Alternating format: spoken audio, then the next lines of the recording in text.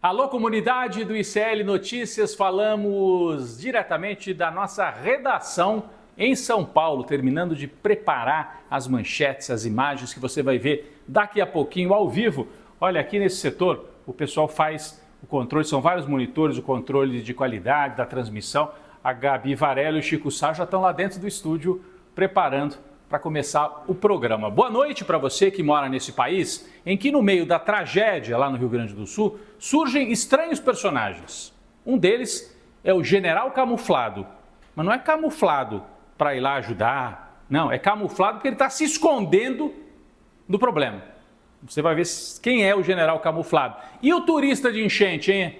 Quem é? O rapaz que vai lá passear de jet ski no meio da inundação.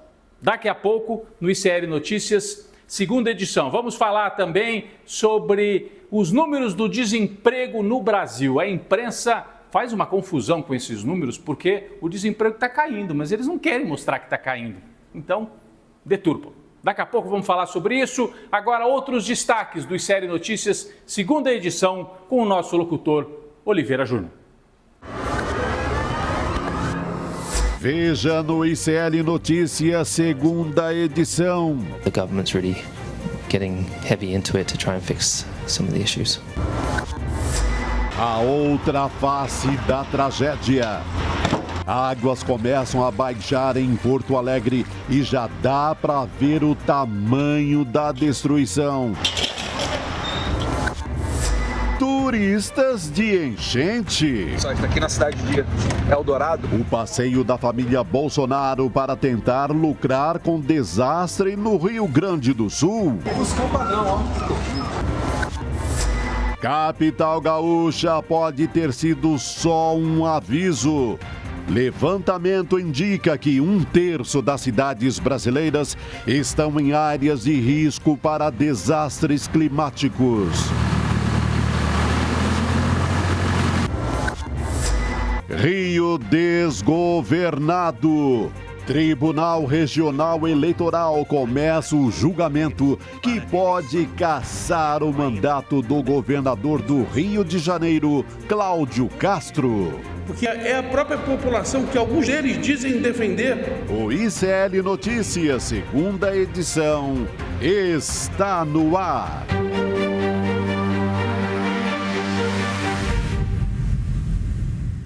Olá, boa noite, seja muito bem-vindo diretamente dos estúdios do ICL Notícias, segunda edição. Seja muito bem-vinda, boa noite, Chico Sá. Boa noite, Rodrigo Viana. Gabi. Trazer alguns destaques aqui nesse início de ICL Notícias, segunda edição dessa sexta-feira. Sextou, mas tem muita notícia por aqui. A gente ainda fala sobre o Rio Grande do Sul. Hoje a gente recebe um pesquisador, o Pedro Camarinha, pesquisador de mudanças climáticas e desastres, para comentar sobre um levantamento que saiu indicando que 1/3 das cidades brasileiras pode estar em áreas de risco para desastres climáticos. Então, a gente conversa com ele a respeito disso para entender melhor. A Cristina Serra também, nossa colunista, vem falar com a gente sobre um Eduardo Bolsonaro fazendo passeio de jet ski numa das cidades mais afetadas pelas enchentes lá no Rio Grande do Sul. Eldorado do Sul, essa família gosta de fazer passeio de jet ski em meio a enchente. Essa família ama uma mamata, uma moleza, um jet ski. No que lembra um velho político brasileiro, Fernando Collor de Mello, que era o rei do jet ski. Também, olha o governo que o cara fez. Então, eles estão irmanados assim. É patifaria na política e turismo na desgraça alheia. Turismo na desgraça alheia. Pois é, a gente também conversa com o Luiz Nassif, ele vem falar com a gente sobre diversos assuntos. Rodrigo já até adiantou, a gente vai falar de desemprego, mas também sobre uma declaração do presidente do Banco Central, Roberto Campos Neto, dizendo que não tem que avisar o ministro da Fazenda coisa nenhuma sobre mudança na política fiscal do país. Vamos entender a repercussão dessa declaração. Avisar, né, o Luciano Huck, talvez ele tenha que... Talvez, num jantar. Mas aí não tem nada a ver com política. Nada a ver. Já marcaram um jantar, né? Um jantar de bacanas para comemorar o aperto no povão, né? O aperto desse juro aí no povão. É isso. Só sendo. E vamos começar? Vamos começar por Porto Alegre, Rio Grande do Sul. Sexta-feira, gente, temos uma boa notícia em meio à tragédia. A água começou a baixar, lentamente, mas está baixando. Vamos ver as imagens? Aqui numa rua na região central de Porto Alegre. Dá até para ouvir, eu não sei se aqui a gente tem o som dessa aqui, acho que não, é só a imagem mesmo. Ah, não, tem, ó. Nossa, é até um alívio, que significa que a água está escoando. Olha o mural lá, acho que é o Lutzenberg, né? Eu acho que sim. O ecologista, pioneiro aí. Pois é, e aí o alívio de ver essa água escoando, esse perfil no Twitter de onde eu tirei essa imagem, ele está postando várias, assim, em vários locais de Porto Alegre, mostrando, tá indo, a água está saindo lentamente, mas é uma esperança que vem nessa sexta-feira para o pessoal lá no Rio Grande do Sul. E a prefeitura, como a água está baixando, agora o centro da cidade estava um pouquinho mais alto até do que o Rio Guaíba, viu, Gabi? E aí a prefeitura tomou a decisão de abrir as comportas. Por quê? Quando o rio está mais alto, a comporta, claro, tem que ficar fechada. E falhou esse sistema, em parte, né? Quando o rio baixou, você abre a comporta para que a água que está lá do lado de dentro, na cidade, possa escoar. Então, olha, essa imagem também é uma imagem de alívio. Opa! É água voltando para o leito do rio, indo embora da cidade, do centro de Porto Alegre. A gente torce para que isso avance rapidamente ao longo dos próximos dias. Já sabemos que não vai ser tão rápido assim, né? Que pode demorar até o final do mês para cair abaixo da cota de 3 metros, que daí é a cota que pode trazer alguma tranquilidade para Porto Alegre. Pois, a água vai baixando e qual é o cenário que aparece? Também temos a imagem aqui em Porto Alegre, né? Das ruas onde a água baixou. Olha o que surge, é lixo revirado, é resto de móvel. É um horror, né, gente? Enchente, na maior parte das cidades brasileiras, a gente está acostumado a ver. Agora, imagine uma enchente que dura 15 dias, Chico, quando o material entra em decomposição, um mau cheiro, o lixo, tudo misturado. Então, é uma hora também de tomar bastante cuidado, tem muita doença sendo transmitida, a prefeitura tem que agir rápido para limpar as áreas onde a água foi baixando. Então, são as imagens até que de alguma esperança para o povo do Rio Grande do Sul de um lado, mas de outro, essa imagem mostra o tamanho da trabalheira que vem pela frente. Tem que respirar fundo e trabalhar muito o povo de Porto Alegre, das cidades ali do entorno, assim que a água baixar. Ao mesmo tempo, enquanto a tragédia e a desgraça ainda permanece, o Rio Grande do Sul e o Brasil conhecem 2 personagens indesejáveis, eu diria, né? Um é o general camuflado e outro é o turista de enchente. Vamos ver primeiro quem é o general camuflado? É o general que se esconde na hora difícil? Imagine um cara desse na guerra. Então, esse post veio lá de Porto Alegre. General concurso de camuflagem em dia. O senador Mourão some durante a maior tragédia climática do Rio Grande do Sul. A ironia desse portal, desse site lá do Rio Grande, Porto Alegre 24 horas. Então, o general está com um curso de camuflagem em dia. Ó.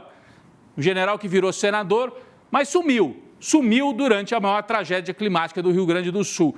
O Chico tinha falado algumas vezes sobre isso, né, Chico? Sim. Ele prefere, enfim, ele tem mais relação com o Rio de Janeiro, com outras cidades. A agenda dele sempre inclui um jogo do Flamengo ali no Maracanã. Essa coisa de eleger paraquedista, o cara que vem de outro lugar e surfa na onda do bolsonarismo e se elege pelo Rio Grande do Sul. Dá nisso, cara. Não dá para eleger paraquedista, aventureiro. Aventureiro, general camuflado, tá escondido. General Mourão e o povo lá do Rio Grande do Sul, inclusive povo de direita, viu? Eu estava vendo que esse site, esse perfil, não é de esquerda. Não. É o perfil que cobre lá a cidade, até tem umas postagens mais assim, conservadoras, mas estão percebendo. O general sai debaixo da cama. Se fosse na guerra, estava escondido também, né? Que horror. Esse é o general camuflado. Mas eu diria que pior ainda é o turista de enchente, porque o general peca pela omissão. E o turista de enchente, quem é o turista de enchente? Olha aí, vamos rodar o primeiro vídeo. Eduardo Bolsonaro, 2 semanas depois, descobriu que tem enchente no Rio Grande do Sul. Ele está indo lá ajudar? Não, ele está indo lá passear de jet ski e filmar. Não, antes ele descobriu porque ele espalhou fake news, né? Ele descobriu que, enfim, podia ficar postando mentira. Mas, olha aí ele passeia por entre as casas e fica assim. Ele é comentarista de enchente, além de turista. Fala, olha, essa casa aqui, perderam tudo. Tá bom, Eduardo Bolsonaro. Né? E ele fica ali, postando, todo cheio de pose em cima de um jet ski. Uma coisa assim, eu diria até um exibicionismo em cima da tragédia. Sabe? Exibicionismo. Tem esse vídeo, olha lá ele. uma roupa, sei lá, de turista mesmo, de quem foi passear em Angra dos Reis. De turismo, total. Andar de jet ski como turista. Ele acha que ele está em Angra dos Reis. Se filmando, É o retrato de uma parte do Brasil. Uma coisa horrorosa. O Dudu Bananinha, turista de enchente. Tem um outro vídeo, vamos assistir também. Mostra mais ou menos a mesma sequência, mas foi postado por uma outra conta. Vamos lá. Olha aí. Olha lá, turistão. Vamos lá. Esse aqui tem música. Meu Deus. Filme.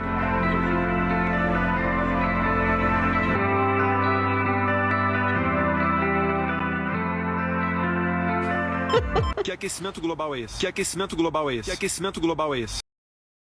Tudo por um filme e termina com essa outra postagem ridícula. Ele vai para um local com neve e fala, que aquecimento global é esse? Não tem, porque eu estou aqui no meio da neve. Vai ser ignorante assim. Que burrice, né? É burro, mas não é burro, né? É oportunista. Né? Tudo por um filme. By Eduardo Bolsonaro, turista de enchente. Né? Explorando a desgraça. Negacionista do clima. Ah, é? Que aquecimento global é esse? Não está vendo agora aí passeando de jet ski? É essa turma que aparece também nas piores horas, né? A gente vê que em Porto Alegre surgem os bichos, baratas, ratos, e surgem também esses animais, que eu diria até mais perigosos, né? Esses animais também estão lá no meio da enchente. A extrema-direita talvez tenha percebido que só espalhar fake news, né, Gabi? Como você disse que o Eduardo Bolsonaro fez, não estava adiantando mais para a guerra política.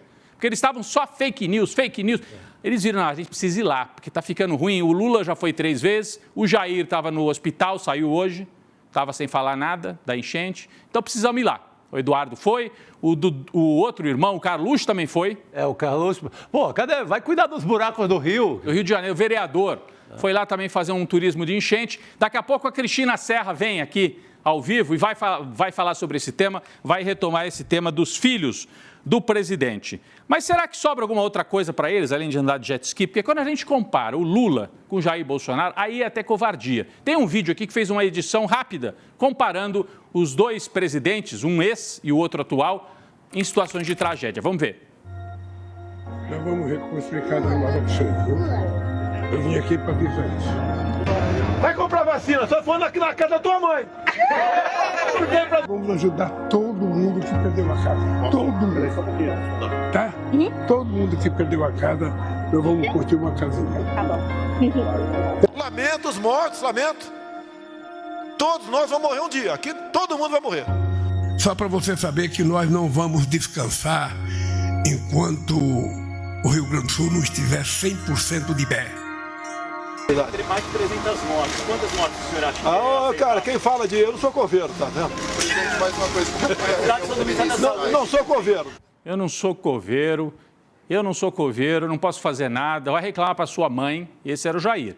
O Lula nós vamos ajudar vocês, nós estamos aqui com vocês. O Lula com o olho marejado, né, se colocando no lugar dos outros. O Bolsonaro não se coloca no lugar dos outros. Ele tem um lado de psicopatia, realmente, né, nesse ponto. É um dos traços, né? Eu não sou psicólogo, não vou me arriscar nisso. Vamos falar da política.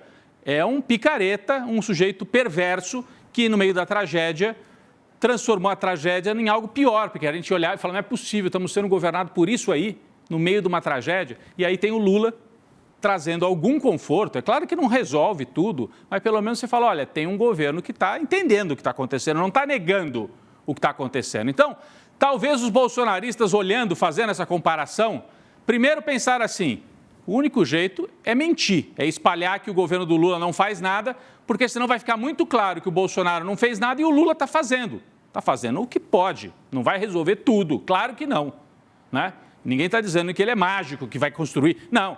É uma tragédia, é um problema seríssimo. O Rio Grande do Sul vai levar meses, talvez anos, para se recuperar, né, Gabi? Vamos falar daqui a pouco sobre isso também.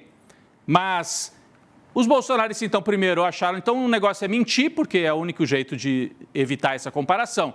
E agora também não deu certo só mentir, porque o Lula ocupou os espaços, está lá fazendo, as pessoas estão vendo. Então, vamos para lá fazer turismo, passear de jet ski, lá nas regiões alagadas. Bom, sobre as fake news, gente, tem um levantamento feito pela Universidade Federal do Rio de Janeiro mostrando quem são os maiores propagadores de mentira em relação às enchentes do Rio Grande do Sul. Tem a manchete aqui, depois eu queria destacar alguns nomes. Bom, surpresa, quem são?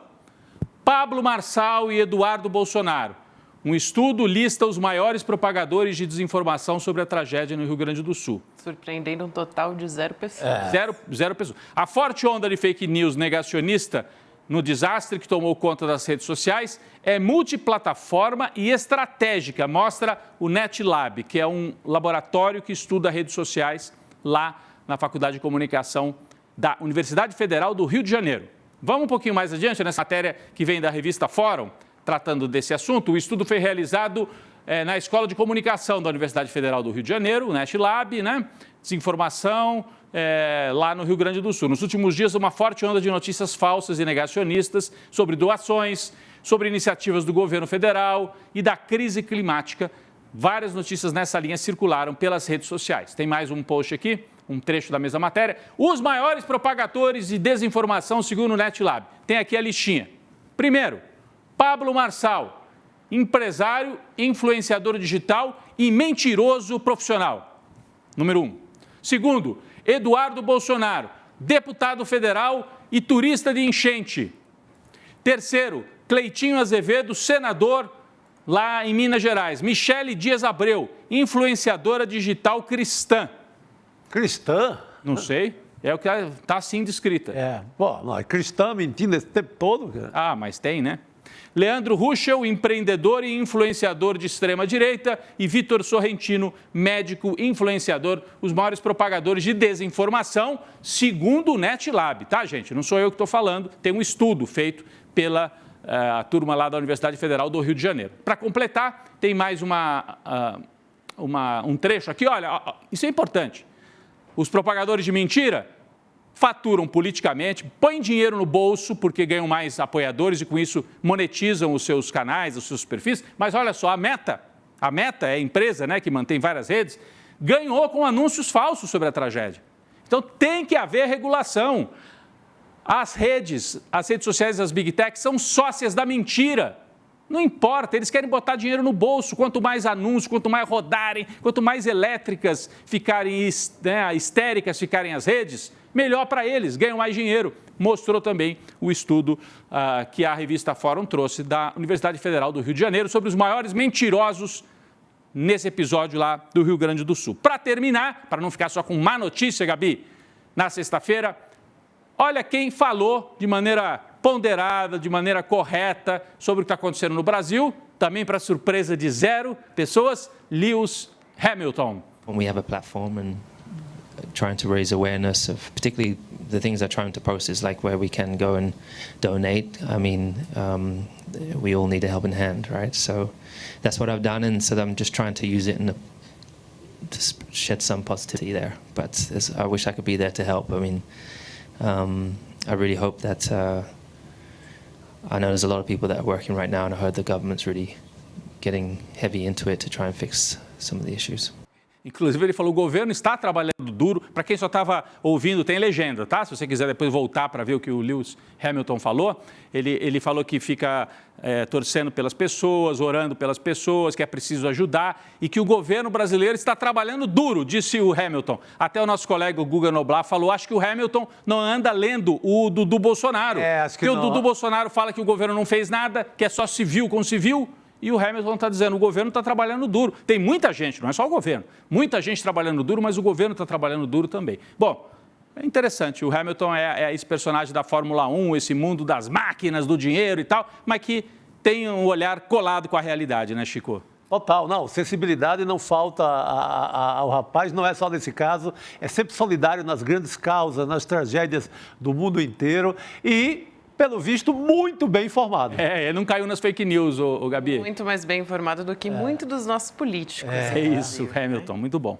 Muito bom. Inclusive, Bom que a gente trouxe a imagem do Hamilton para compensar, que a gente estava trazendo aqui imagens do Eduardo Bolsonaro de jet ski. Muita gente no nosso chat aqui reclamando. Não imagem acredito. de beleza. Imagem de beleza, em vários sentidos. Não é? Gabi? Suavidade, né? Dá uma tranquilidade Para dar mundo. uma amenizada aqui nas imagens que a gente é obrigado. No Black Lives Matter ele se posicionou firmemente, né? Depois que houve aquele assassinato, a polícia dos Estados Unidos matou. Ele não vacila, cara. Ele está sempre lá na causa para valer. Isso aí. Muito bom. Muito bom. Vamos voltar a falar do Rio Grande do Sul, Rodrigo, Chico, porque a gente tem ainda 500 mil de desalojados, né? Vai ser longo o caminho da reconstrução no Rio Grande do Sul. A gente vem falando, inclusive hoje entrevistei o economista Davi Caixa, ele disse que realmente deve demorar muito tempo para isso acontecer.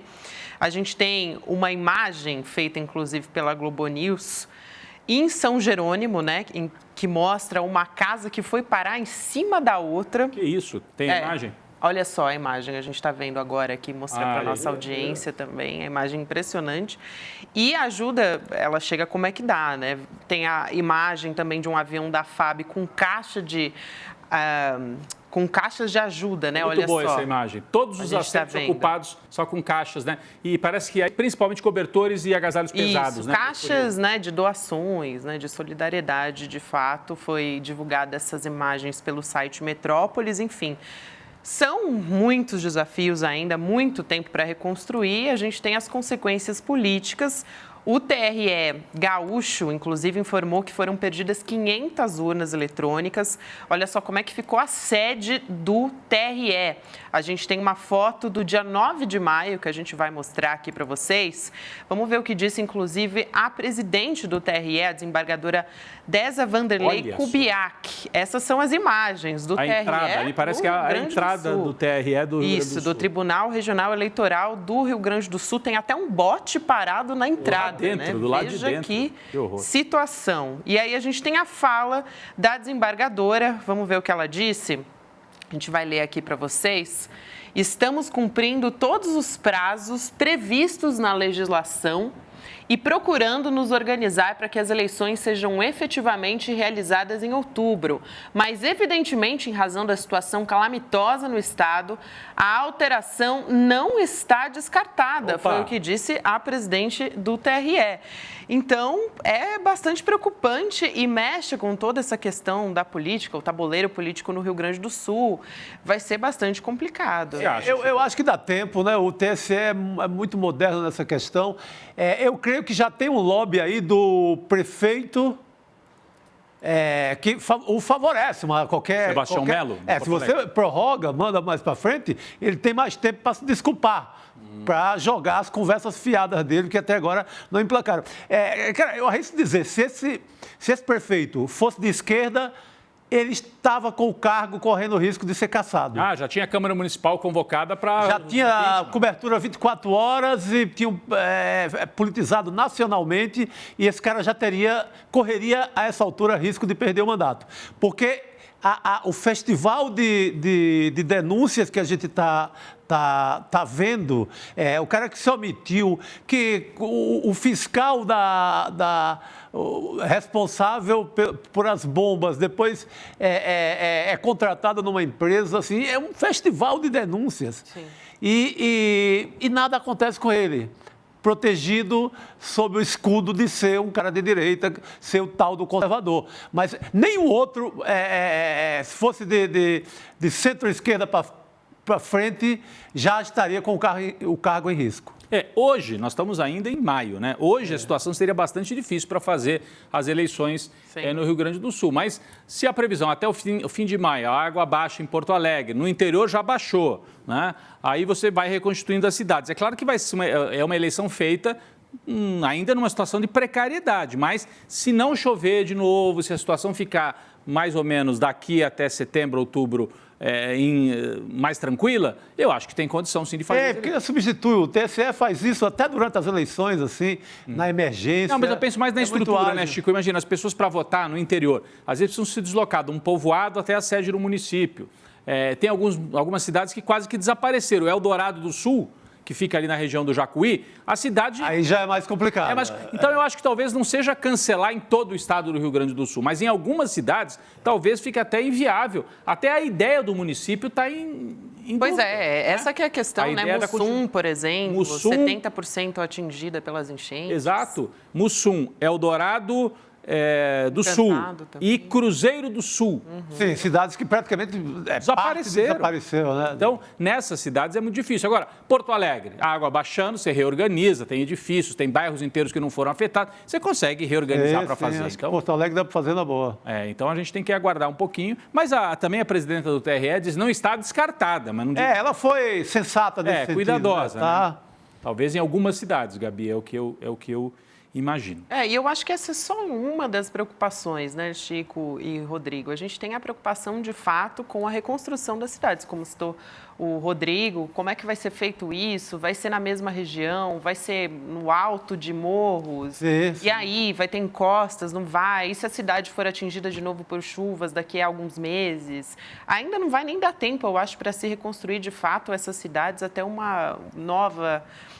temporada de chuva chegar, né, Chico? Então, isso eu acho que é o mais preocupante agora, conseguir reconstruir a vida dessas pessoas, né? Exatamente. Então, quer dizer, isso mostra que essa disputa entre o Pimenta, né, o Paulo Pimenta e o Eduardo Leite é uma parte só do problema político que o Rio Grande do Sul vai enfrentar. Eu vi que o Eduardo Leite hoje ele está se adiantando, ele sentiu, viu? Ele sentiu que ficou a simbologia de ele não estar fazendo nada, de que ele está... Né? É aquilo que o Chico disse outro dia, na política não existe espaço vazio. Deixou vazio, alguém ocupa. Então o Lula ocupou o espaço com o Paulo Pimenta. O Eduardo Leite está correndo atrás, divulgou até um organograma, plano de recuperação do Rio Grande do Sul, curto prazo, médio prazo, longo prazo. De ontem para cá ele acordou. Ele acordou. Acordou porque estava sendo engolido. Estava indo para o espaço. Politicamente e também, vamos dizer, né, um rapaz jovem ainda não tem experiência numa situação dessa de emergência. Ele é muito experiente para repetir aquelas frases prontas que vêm dos manuais neoliberais, né? O Estado não tem almoço grátis, o Estado tem que diminuir, tem que privatizar, temos que cuidar disso. Agora, para administrar o drama popular, parece que ele não estava preparado. Mesmo com... Ele agiu de ontem para cá, né? Colocou no papel ali o plano e tal, mas você vê as frases continuam muito infelizes. Além da questão que as doações iriam atrapalhar o comércio local, tem essa agora que ele quer apostar num plano de redução de salário. Redução de salário da iniciativa privada. Para não penalizar as empresas. Então, o pensamento é proteger sempre os maiores, proteger... Gente, isso sem contar o desemprego, né? O tanto de gente, imagina os pequenos comerciantes que perderam tudo, que perderam o comércio, que não vão ter como nem se sustentar, gente. Sim. Vão precisar do básico. Não, né? E o discurso perverso e malandro dele, Gabi, Chico, é assim, olha, para salvar as empresas tem que reduzir o salário, que as empresas não têm como pagar. E como é que faz? O governo federal completa. Exatamente. Então vai fazer. Assim, ele fica de bem com os empresários, porque fala assim. Eu protejo os meus, né? Protejo os meus. E Lula, você não disse que você quer ajudar? Ajuda aí. Manda dinheiro. Né? Então tá assim. É um sujeito que se mostra pequeno. Já descolou um Roda Viva segunda-feira, ele acordou. Roda Viva é o território perfeito agora, né, para essas coisas, né? Então ele acordou para começar a dar mais entrevista, acordar, botar no papel ali, fazer uns cartazes e tal e tentar enganar um pouco a população. Tem que aparecer, né? Porque agora o Paulo Pimenta também vai aparecer. Vai aparecer bastante. Gente, vamos seguir aqui falando sobre Rio Grande do Sul, sobre clima também. A gente tem um levantamento do governo federal indicando que 1/3 das cidades brasileiras pode estar em áreas de risco para desastre climático. Eu falei na abertura a respeito disso. A gente tem a reportagem do Estadão mostrando essa manchete. Quem vai explicar melhor essa história para a gente entender se é isso mesmo, é o pesquisador de mudanças climáticas e desastres, Pedro Camarinha, que está aqui na ponta da linha para conversar com a gente. Camarinha, boa noite, seja muito bem-vindo aqui ao Série Notícias, segunda edição. Olá, boa noite, Gabriela, Chico, Rodrigo, prazer estar aqui com vocês. Boa noite, querido. Prazer é nosso. Só trazendo aqui mais alguns dados de contexto, né? Esses dados eles foram elaborados por uma secretaria do Ministério da Casa Civil e podem ser até subestimados. Então, essa pesquisa, ela menciona 142 cidades gaúchas, né? Sendo que 450 já foram impactadas pelas chuvas nas últimas semanas. Essa é a informação que a gente tem. Então, eu pergunto primeiro, Pedro, existem exageros nesse levantamento? Não? Como é que funcionaria a metodologia necessária para esse tipo de estudo? O que a gente tem que observar? Olá, bem legal essa pergunta, né? Eu participei ativamente das reuniões junto à Casa Civil para estruturar essa lista de municípios que a gente pode entender que são tratados como prioritários. E aqui entra um primeiro detalhe que eu estou vendo que nas notícias parece que não está comunicando bem, né? Quando a gente fala aí desses 1.942 municípios, não é que eles necessariamente são aqueles onde a gente tem somente neles, né, o risco de deslizamentos ou inundações. Não se trata disso, se trata de uma quantidade de municípios que, dado alguns critérios que foram bem estudados e debatidos por diferentes instituições do governo, eles foram considerados como aqueles mais mandatórios para que pudessem receber recursos e ações do governo federal, sobretudo para a prevenção de desastres. Então, essa mesma lista, lá em 2012, ela tinha sido feita, né? E na época foram definidos 812 municípios prioritários. Então, inclusive, eu vi algumas notícias dizendo, né, que há 12 anos atrás era 812 e agora esse número mais que duplicou. E parece assim, que os cenários de riscos cresceram no Brasil por conta dessas métricas, mas não se trata disso. É que lá em 2012, né, o governo decidiu dar prioridade para 821 municípios que eram aqueles mais severamente impactados historicamente, e agora esse leque aumentou. No sentido de que o governo está disposto a avançar com ações preventivas, colocando esses 1.942 como elegíveis, né, a essas ações que estão sendo colocadas principalmente pelo Programa de Aceleração do Crescimento 2, bastante focado em obras de contenção de encostas, ações de macrodrenagem, mas também outras iniciativas, como, por exemplo, o monitoramento do próprio CEMADEM. O CEMADEM hoje monitora 1.133 municípios, então espera-se que nos próximos 4 anos a gente chegue até esses 1.942, seria uma expansão de municípios que nós passaremos a monitorar, e chegando lá, novas listas serão feitas para que esses avanços possam dar continuidade. E aí, né, sobre os critérios, muito se discutiu sobre o que deveria incluir, né? Mas o que preponderou foi basicamente aqueles municípios que já tinham históricos de desastres no passado, porque de fato a gente não tem como descartar esses municípios, né? Aqueles onde já tem-se áreas, já se tem mapeamentos de áreas de risco a inundações e deslizamentos, feitas majoritariamente pelo Serviço Geológico Brasileiro, e também entrou ali uma questão da dimensão climática, mostrando onde que as chuvas mais volumosas acontecem com maior frequência também. Então, basicamente, foi um histórico de impactos, seja em óbitos, desalojados, desabrigados, mas também onde se tem mapeamento conhecido de pessoas expostas, né? E também uma dimensão climática ali para poder trazer algum tipo de incremento nessa análise, e depois foi se escolhendo como que incluiria mais ou menos municípios chegando nesse número aí.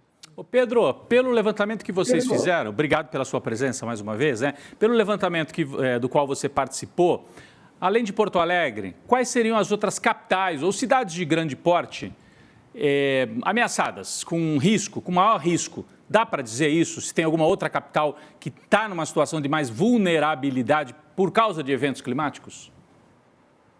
Podemos sim.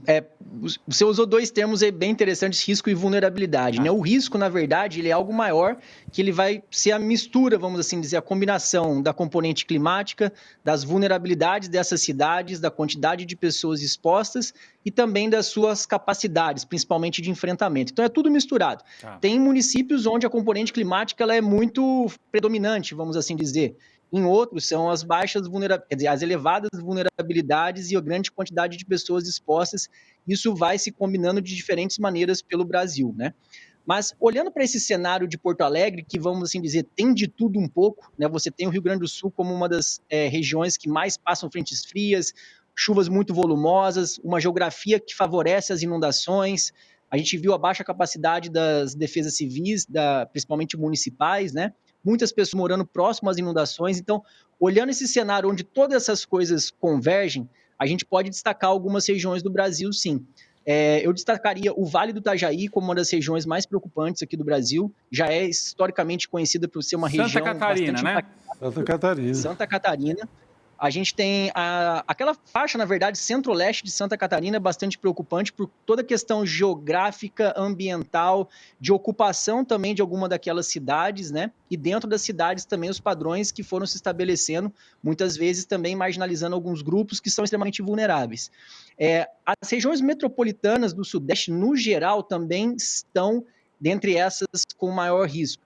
não tanto por conta da dimensão climática quanto as cidades de Santa Catarina e do Rio Grande do Sul, mas por conta de toda essa complexidade de muitas pessoas morando em lugares desfavorecidos, próximo às beiras de rios e embaixo de certas encostas, e essas pessoas realmente vivendo uma situação de alta vulnerabilidade, sobretudo socioeconômica, né?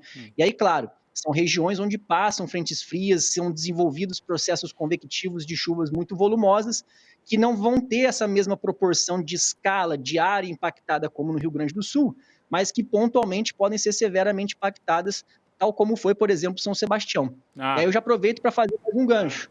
O litoral praticamente de São Paulo todo, da Baixada Santista, litoral norte de São Paulo, litoral sul fluminense, região serrana do Rio, também se encaixam nesses contextos assim bastante preocupantes, principalmente por conta da proximidade com a Serra do Mar. Aí subindo um pouquinho, a gente ainda precisa destacar Salvador e Recife, que são duas cidades, né, que embora não sejam impactadas por chuvas tão volumosas, né, numa área tão abrangente como no sul, ali a gente tem muita gente morando em áreas de risco e, novamente, muitas pessoas vivendo nessa situação de altíssima vulnerabilidade socioeconômica, que, portanto, coloca elas nesse ranking não tanto pela questão do clima, mas por conta dessas outras dimensões, e a gente sabe que, hora ou outra, chuvas intensas acontecem, mesmo que pontualmente, pode ser às vezes num lugarzinho muito pequeno, mas esse lugarzinho pequeno mora tanta gente que a gente pode ter tragédias aí sem precedentes. E Manaus também, para deixar no final, não também é uma cidade que chama bastante atenção nesse sentido. Pedro, não, você citou Recife, eu lembro, assim, Recife qualquer chuvinha deixa mortos, assim. É uma cidade feita aterrada, as construtoras aterraram mangues, rios, lá é um desastre ecológico sem tamanho. Mas, Pedro, a gente tem sempre esses maus exemplos do prefeito que não gastou na defesa civil, do governo do estado que desrespeitou planos ambientais. A gente teria, já que estamos numa sexta-feira, para animar um pouco, algum bom exemplo de estado ou prefeitura que tem cuidado, que está se protegendo, que está fazendo a lição de casa para eventuais tragédias climáticas no país? Sim, tem duas formas da gente avaliar isso, né? O primeiro instrumento, vamos assim dizer, são os chamados planos municipais de redução de risco, que eles são meio que o dever de casa de praticamente todos os municípios hoje, acima de uma população que eu não vou me lembrar qual exatamente, inclusive para tornar eles elegíveis para receber alguns tipos de recursos do governo federal. Então, esse é o básico. Sim. Mas, além desse, o que eu diria que é importante a gente usar como métrica são os chamados planos municipais de adaptação ou de enfrentamento às mudanças climáticas, né? E por incrível que pareça, por exemplo, Recife tem um plano desse, um plano bastante legal, é um plano que conta assim com bastante soluções que miram nessas questões, e aí não somente deslizamentos, enxurradas, inundações, mas também para secas, porque lá também é uma região que está vulnerável a secas, acredite, todo esse contraste e elevação do nível do mar. A questão que a gente precisa avaliar é que no papel é uma coisa, e para ser implementado é outra. E aí eu confesso que eu não acompanhei desde que houve essa implementação enquanto plano, né, em Recife, como isso caminhou, mas eu sei que algumas iniciativas estavam lá em curso, assim como Salvador, tá? Mas eu vou trazer novamente, eu já falei isso em algumas conversas, o exemplo aqui de Santos. Eu participei do Plano de Ação Climática de Santos, que correu ali na época de 2020, 2021.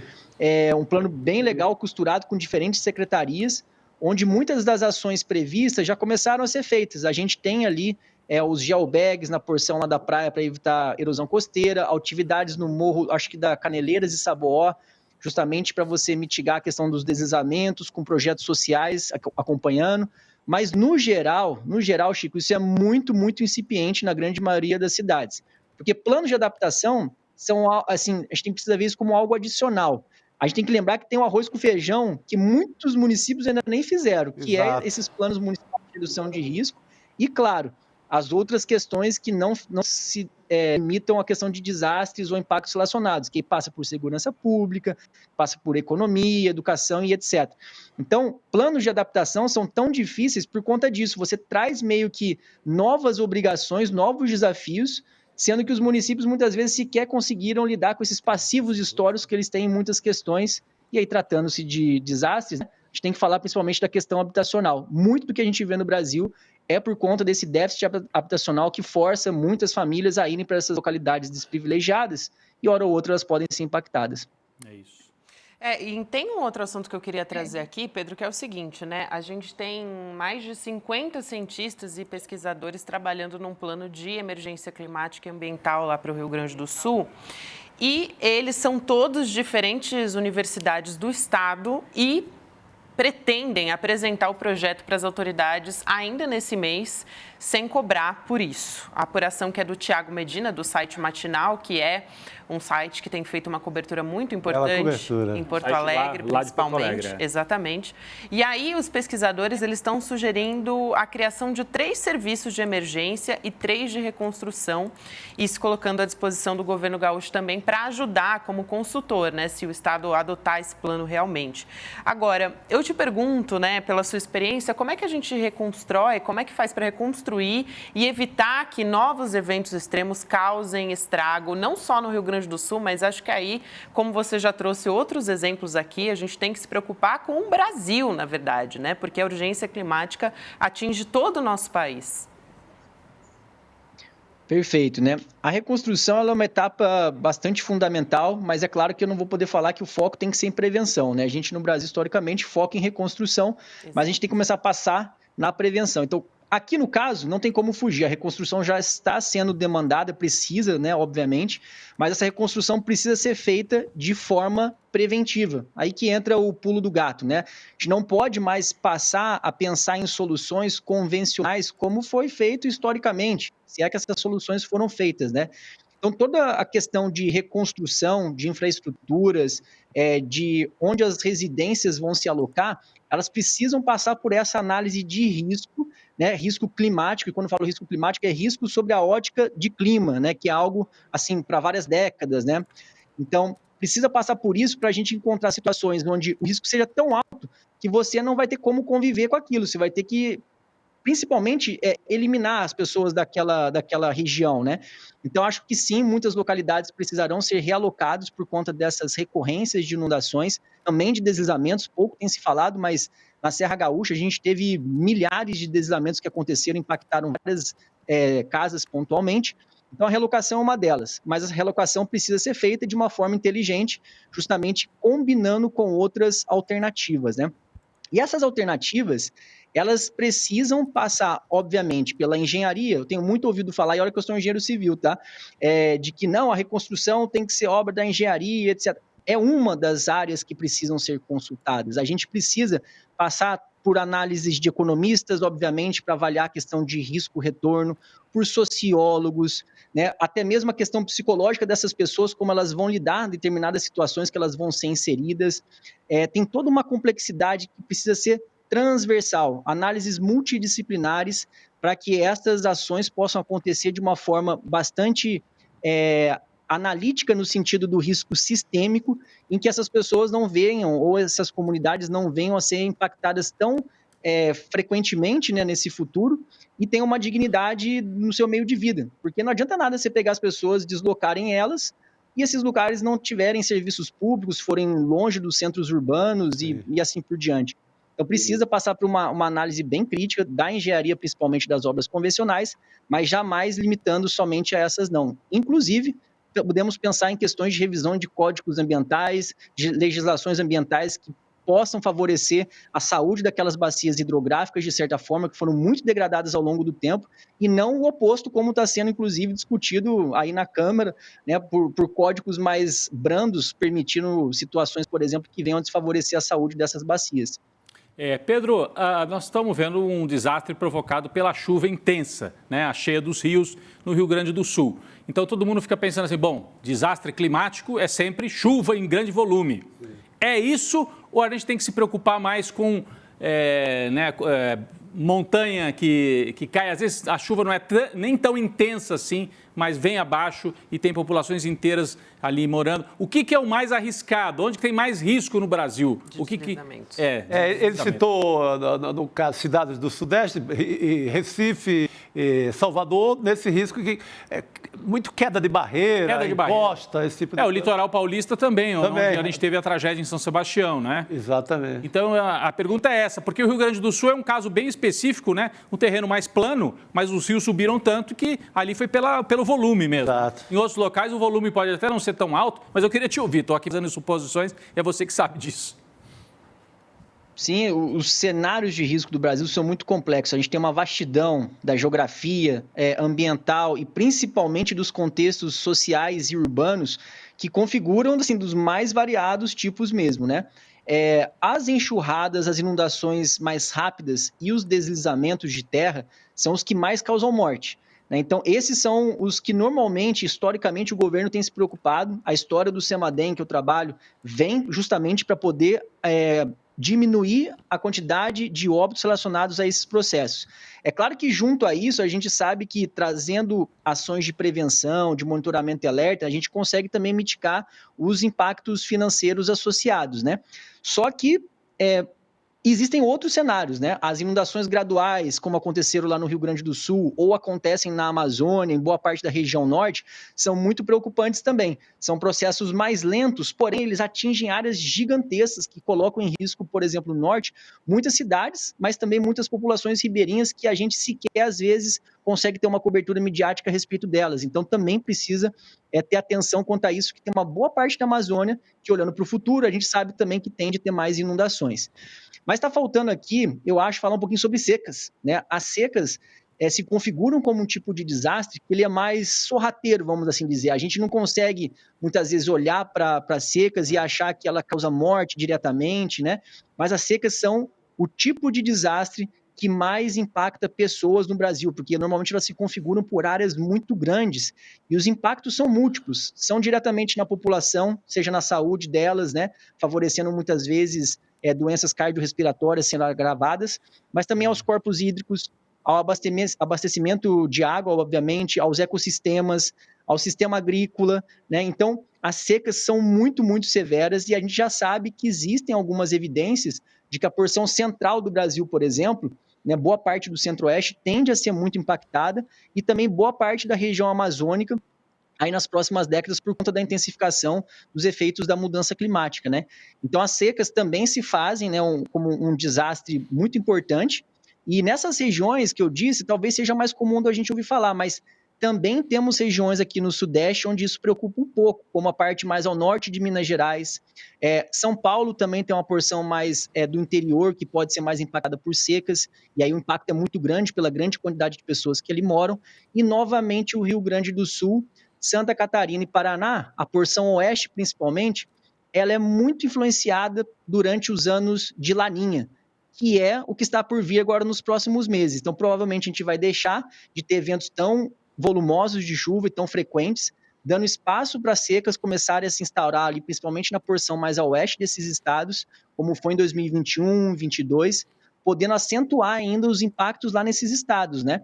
Que vem aí de uma situação muito difícil por conta das inundações, mas que provavelmente, né, não podemos cravar porque não sabemos como a Laninha vai se configurar, mas que pode acabar impactando esses municípios sim. Então, o Brasil tem de tudo um pouco, e esses cenários são realmente bastante complexos. Aí, só para finalizar, ainda tem os vendavais, os granizos, né, as descargas elétricas. Eu vou ter pesadelo essa noite, hein? Crise hídrica, né? Mas isso é mais preocupante também no sul, acredite. No sul do país e parte do sudeste é onde isso se faz mais preocupante. Não causa tanta morte, mas causa muito problema nas produções agrícolas e também na infraestrutura, principalmente do setor elétrico. Mas então sai El Ninho e entra Laninha. A partir de quando? Qual é o mês que começa a influência de Laninha, que pode provocar mais seca e não tanto chuva? Só para talvez a gente ir concluindo, né, Gabi? Boa. Laninha começa quando a influência dela no clima aqui do Brasil, Pedro? Está previsto, assim, a gente está entrando na fase que a gente chama de neutralidade, né? Mudando do El Ninho para Laninha. Espera-se que a partir de agosto ela esteja configurada tecnicamente. Os efeitos dela devem ser mais proeminentes no final do ano e no começo do ano que vem, né? Porque isso não muda tão rapidamente assim, né? E esse sinal que eu disse, ele é mais lá no oeste do sul do Brasil, as secas. Mas a gente sabe que no Nordeste passa a chover um pouco mais, na costa leste, podendo causar inundações, deslizamentos. E aqui no Sudeste, principalmente nas regiões mais costeiras, mais próximas ao litoral, as frentes frias tendem a ser um pouco mais continentais e levando mais chuvas volumosas para dentro. Então também fica aí a atenção. Mas só por curiosidade, no começo do ano, a Casa Civil da Presidência da República também encomendou um estudo feito pelo CEMADEM, juntamente com o Instituto Nacional de Meteorologia do INPE, justamente para, de forma antecipada, já detectar essas regiões que podem ser impactadas ou por secas ou por extremos de chuva, e já tentar trazer algumas medidas preventivas, nem que seja de preparação para as defesas civis, né, para poder enfrentar isso que está por vir aí a partir de agosto. Muito bem. Pedro, muito obrigada. A gente recebeu aqui o Pedro Camarinha, que é pesquisador de mudanças climáticas e desastres. Você foi, assim, muito didático, né? Foi uma boa aula. Foi uma aula. Obrigada, Pedro. Um prazer te receber aqui e até uma próxima. Valeu. Joia, obrigado vocês pelo convite e até a próxima. Boa noite para vocês. Na próxima, é que a gente não sabia que ele ia falar do Laninha no final. Eu queria só um mapinha, adoro aquele mapinha, adoro. É assim, mas assim, eu tenho El Ninho e Laninha, né? A água esquenta o oceano, como é que isso influi no continente. É sempre bom para a gente entender. A partir de agora, a gente vai ter que estudar isso. Vai ter que estudar mais isso. A gente vai ter que se aprofundar nessa história, porque é um grande assunto. É isso, Gabi. No negacionismo não vai valer nada. A realidade se impõe, né, de mandar uma maneira mais complexa e mais difícil. Sem dúvida. É isso. Pedro, obrigada. Até mais. Até mais. A gente continua por aqui e a gente vai falar agora de Eduardo e Carlos Bolsonaro, né, como que eles estão entrando nessa história do Rio Grande do Sul, porque, inclusive, a gente comentou no início do programa, né, Rodrigo, que Eduardo Bolsonaro espalhou fake news sobre as enchentes, inclusive virou alvo da Polícia Federal por conta disso.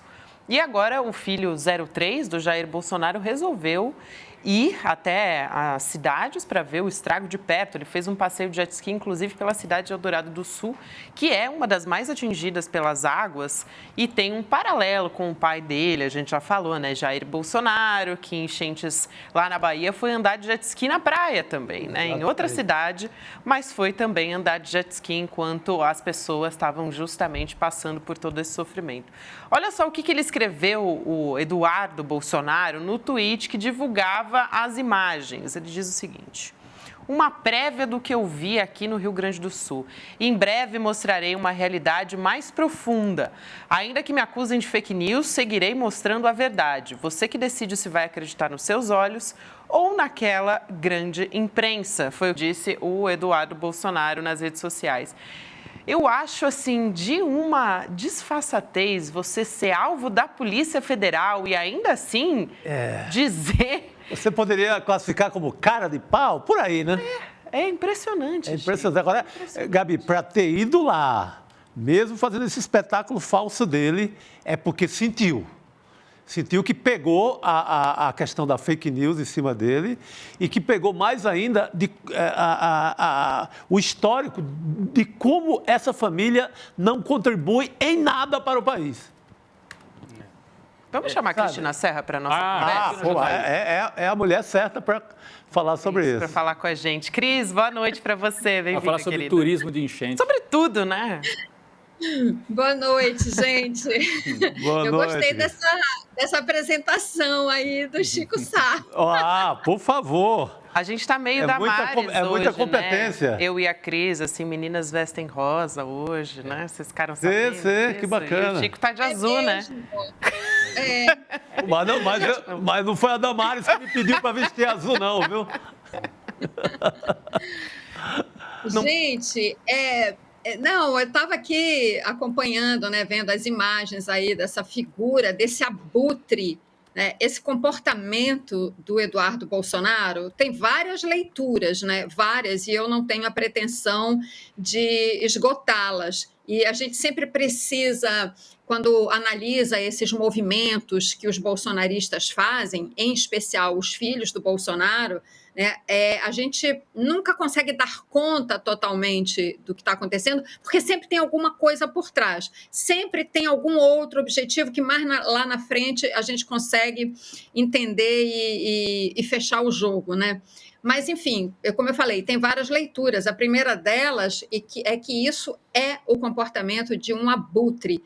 É a pessoa que vai para o meio de uma tragédia, mais de 2 semanas depois, né? Parece que ele estava em Marte, desceu à Terra e descobriu que o Rio Grande do Sul está vivendo essa tragédia e que Eldorado do Sul, Porto Alegre e outras cidades estão embaixo d'água. De repente, ele se deu conta disso e aí ele vai lá, né, montado nessa parafernália, jet ski, e com uma pessoa filmando ele o tempo todo, né? Tem isso. Ah, é? Ou seja, ele não vai lá para se solidarizar com as pessoas ou para levar algum tipo de ajuda, né? Ele vai para ser filmado e divulgar isso nas suas redes sociais.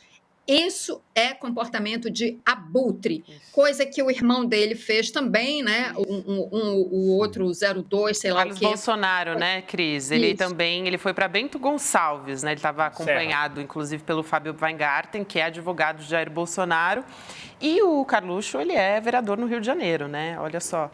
Inclusive, Cris, desculpa te interromper, só para dar a informação completa aqui, o que o Carlos disse para a coluna do Igor Gadelha no Metrópolis, ele disse, não dá para descrever o impacto de cima pela TV é uma coisa, mas você participando do que está acontecendo é gigantesco. Parece que ele descobriu agora, né? Ninguém negou que era gigantesco. Ele está revelando que é gigantesco? Não.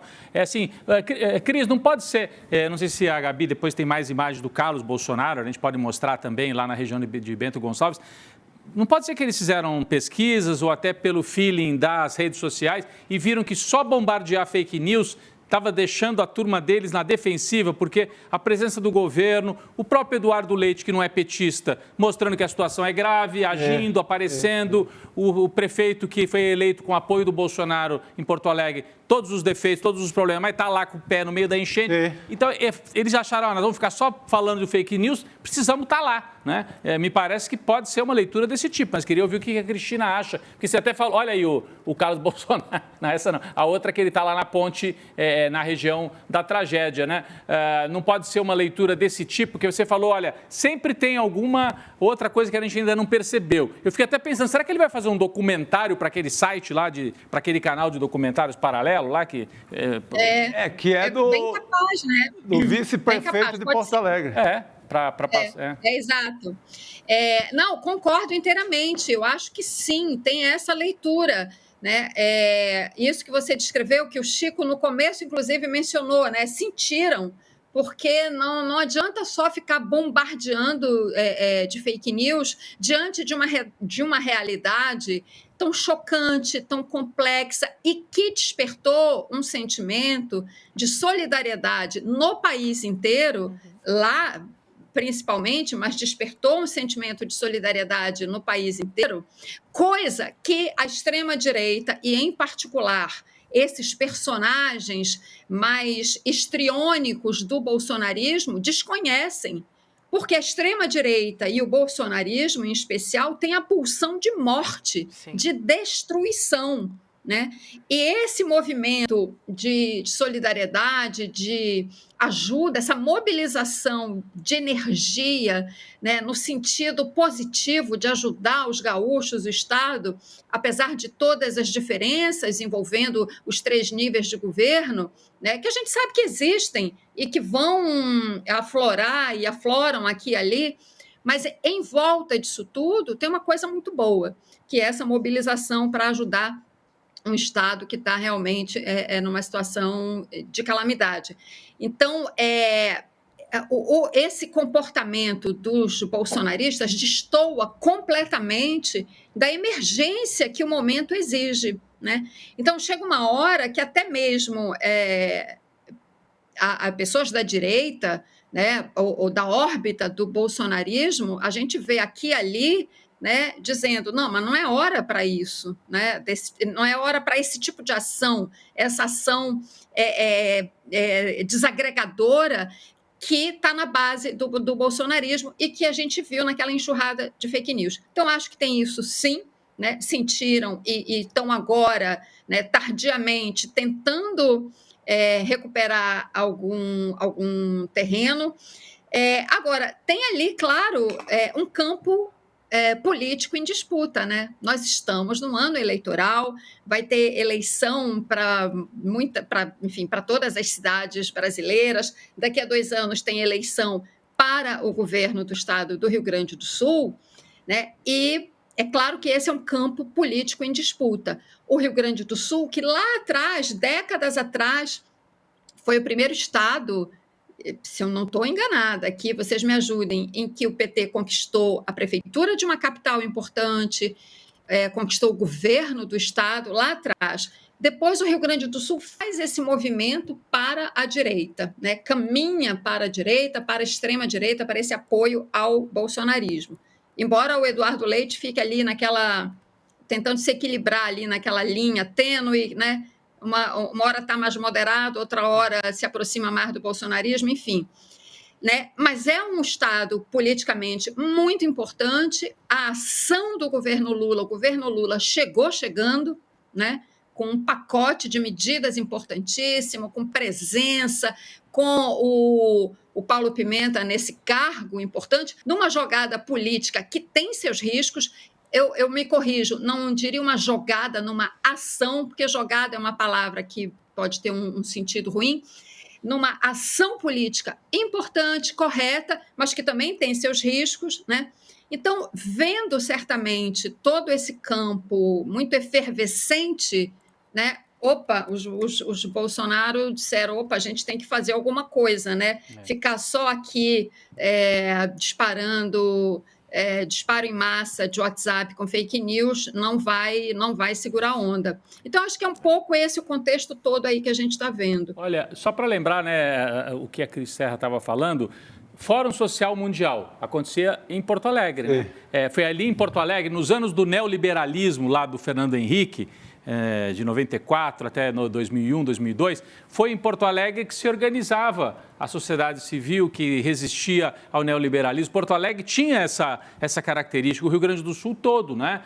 Inclusive na eleição de 89, quando o Lula perde para o Collor, um dos estados onde o Lula ganha é o Rio Grande do Sul, com apoio do Brizola, mas com um eleitorado progressista. Com votações estupendas em municípios como Caxias, São Leopoldo, assim, era outra história. Era outra história, outro pensamento. E elegeu 2 governadores do PT, né, o Rio Grande do Sul, o Olívio Dutra e o Tarso Genro, e elegeu prefeituras que foram 4 Ponte, 5, né? O próprio Tarso, Olívio, Ponte, acho que foram 3 ou 4 prefeituras. Saiu de Porto Alegre, saiu do Rio Grande do Sul, aquela ideia do modo do PT governar. Orçamento participativo. Os modelos, os principais programas, o orçamento participativo.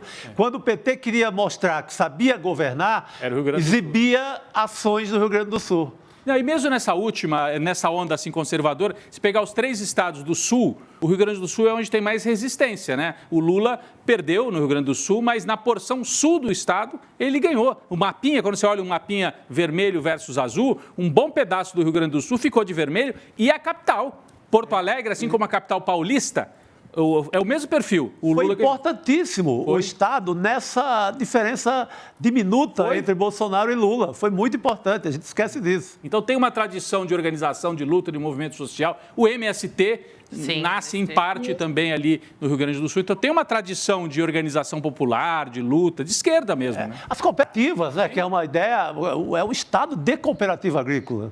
Por isso que eu vejo algumas pessoas falando, bem feito para os gaúchos, que não é assim, o Estado que é... Bom, primeiro que seria horroroso para qualquer Estado. Né? E também, do ponto de vista histórico e político, não é correto, né? Essa leitura, o Estado que é de direita, né? Exatamente, é importante trazer o Estado que tem... Super bem lembrado, Fórum Social, MST, exatamente, é um estado de lutas importantíssimas, lutas sociais muito importantes, né? E que é muito importante, sim, que seja recuperado para o campo político progressista, né? Falando aí no campo eleitoral mesmo, né? E a gente vai ter essas disputas aí muito próximo da gente aí nessas próximas eleições. Perfeito.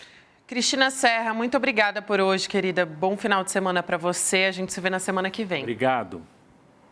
Para vocês também, gente. Bom fim de semana. Até a próxima. Valeu, obrigado. Boa noite. A Cris Serra sempre tocando em pontos importantes aqui. Eu estava me lembrando, né, enquanto a gente estava conversando sobre Eduardo Bolsonaro, interessante porque começou no dia 29 de abril a questão das enchentes ali no Rio Grande do Sul, né?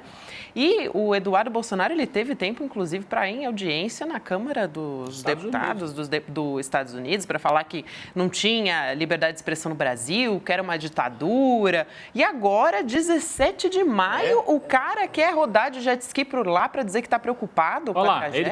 ele estava fora, tirando foto. né? Ele faz uma viagem bancada pelo contribuinte brasileiro para os Estados Unidos para falar Com mal do outros país. bolsonaristas também, outros parlamentares. Gabi, Rodrigo, para falar mal do Brasil, ou seja, não manda investimento para o Brasil, tire o Brasil da lista de qualquer possibilidade de investimento por lá, ou seja, ele vai falar mal do país e aparece 17 dias depois de jet ski passeando no Rio Grande do Sul. Então, e não é articulando, porque podia ter aparecido com prefeitos, olha, podia ter reunido 10 prefeitos, falar aqui, eu estou com 10 prefeitos e a gente tem uma demanda em relação ao governo federal, precisa recuperar essa estrada, é a nossa prioridade. Não fez uma articulação política que caberia uma liderança, né, desse tipo. Aí a gente até entenderia, olha, estou aqui com os prefeitos do nosso campo político e a gente quer, Lula, que você mande dinheiro para cuidar dessa estrada e isso aqui. Não, ele foi andar de jet ski. O que é isso? Isso realmente é abutre. Só foi, né, Rodrigo, Chico, porque não teve alternativa, porque a tragédia realmente se estendeu, virou uma coisa enorme, não teve como a extrema-direita dizer que o negacionismo, que o aquecimento global, então teve que ir, né? Teve jeito. Aí eu estava pensando aqui que uma coisa era fazer negacionismo e ficar nisso, estando no poder. Durante a pandemia, impuseram aquela agenda de não, isso aí é só uma gripezinha ou da cloroquina que resolve, e aí ficaram nisso mesmo com as mortes crescendo, mas estavam no poder, então eles manobravam melhor. Outra coisa é apostar no negacionismo fora do poder, que daí o Lula impôs a agenda de governo e foi lá e entrou pesado, como tem que entrar qualquer governo faria, não só o Lula, hein? O Fernando Henrique faria, o Itamar faria, a Dilma faria. Sim. Né? Acho que até o Temer faria. Só o Bolsonaro democrático inteiro faria. Então, na oposição, eles perceberam que insistir só em negar a realidade se impôs, meu filho. E aí ele teve que ir lá andar de Talvez não fizesse com essa sensibilidade do Lula. Talvez não. Que vai desde a linguagem, de como fala com o povo, e uma visão muito decidida em relação ao mercado. A hora não é de mercado, a hora é de salvar gente. É isso aí. Então, essa decisão política é muito firme no Lula. Mais do que em qualquer um, mais do que no Fernando Henrique, de qualquer outro, mais do que até dentro do PT. Nessa hora é quem tem mais firmeza em relação a isso. O Haddad pode negociar com o mundo da Faria Lima, com o mundo dos banqueiros, dentro das negociações democráticas de um poder. Mas Lula, nessa hora, ele não titubeia. Ele quer botar dinheiro na mão de quem merece estar com dinheiro para viver, para comer, para comprar uma roupa, uma geladeira, para viver de novo. E aí o bolsonarismo ficou no vazio, Gabi. É isso. E falando em bolsonarismo, né, vamos voltar para falar de Jair Bolsonaro, do entorno dele, na verdade, porque você sabe que ele está em pânico, né? Assim, o entorno do Jair Bolsonaro, eles estão realmente muito preocupados. É porque a notícia é boa, né? Então, a gente aqui... Se eles estão em pânico, a notícia pode ser boa para nós, né? Exatamente. A colunista Bela Megali, do Globo, ela apurou o seguinte, que auxiliares do ex-presidente Bolsonaro estão apreensivos depois de saberem que a Polícia Federal descobriu a participação de mais uma pessoa na venda das joias sauditas. Então, ontem a gente já tinha trazido aqui, né, para você a informação da coluna da Bela Megali de que os investigadores descobriram essa outra pessoa, além de obter fotos, né, das joias na vitrine de uma loja em Miami. A gente colocou essas fotos aqui. A questão é que a PF ainda não divulgou quem é esse novo suspeito. Essa é a grande questão, né? Porque a gente tem alguns nomes, né, Gabi? O Mauro Cid já está enrolado até o pescoço, né, foi preso e solto. O pai dele já está enrolado. Mas já foi citado por todo mundo. Ele era o o apontado inicialmente como responsável pela negociação ilegal, né? O Mauro Pai. O Mauro Pai se fotografou sem querer. Então eu acho que não é, porque, gente, o que a Bela Megali traz é que a Polícia Federal achou um personagem novo nessa história da joia. Então não é o Mauro Cid, não é o Mauro Lorena Pai, não é o ACF, aquele advogado grandão que foi lá tentar recomprar joias. Isso aí, ó, comprou esse relógio aí que a gente não tá tá agora sim. Será que alguém da família Bolsonaro, porque para estar em pânico, quem será? Podíamos até perguntar para o nosso público aqui. Quem vocês acham que é o personagem que a Polícia Federal pegou na investigação da joia? CL Mistério. CL Mistério. Boa! Coluna do CL Mistério é muito CL Mistério. Quem é o personagem que se envolveu também nesse escândalo da joia e vai aparecer na investigação da PF, Gabi? Olha, Rodrigo, eu acho que para a família Bolsonaro estar em pânico, como a Bela Megali está relatando, se não é alguém que faz parte, é alguém muito próximo da família Bolsonaro, né? Mas é que próximos já tinha, né? Você já tinha o Mauro, eu acho que alguém da família, porque Mauro Cid já era próximo, o ACF já era próximo, agora não é só próximo, talvez alguém da própria família, um dos filhos, ou a Michele, será? Se for uma votação numa linha direta da vida... Aqui está surgindo um monte de nome, hein? CL Mistério. Alguns parlamentares. Eu apostaria nesse parlamentar que a gente acabou de ver fazendo turismo, por conta ele é muito desenrolado lá no mundo de Miami. Ele fala um inglês assim. Mas fala, se vira. Se vira, dá para vender uma joia. Ele dá para vender uma joia na boa em Miami. Dá para vender joia, trazer aqui e falar... Eu apostaria no turista de enchente. Turista de enchente, pode ser. Ou turista. Então, acho que o nosso público deve estar aqui. Tem vaga para muita gente, a Soraya Miranda disse aqui. Porque, olha, tem muitos nomes aparecendo. Agora, a Polícia Federal tem que terminar esse inquérito, entregar... E não foi só a Polícia Federal, não, né? O FBI também estava na jogada. Esse ramal da investigação do mundo dos crimes do bolsonarismo, quando vai para os Estados Unidos, ela fica muito séria. Porque se envolver evasão de divisa, os Estados Unidos não vão perdoar, sabe? Essa é uma cana complicada. Vamos chamar o Luiz Nassif para participar dessa aposta aqui com a gente? O Nassif é bom de mistério. Quem será? Boa noite, Nassif. É um bom detetive. E aí, hein? Quem que você acha que é? Eu acho que é alguém da família, viu? Porque a família só é solidária com a família, mas não tem...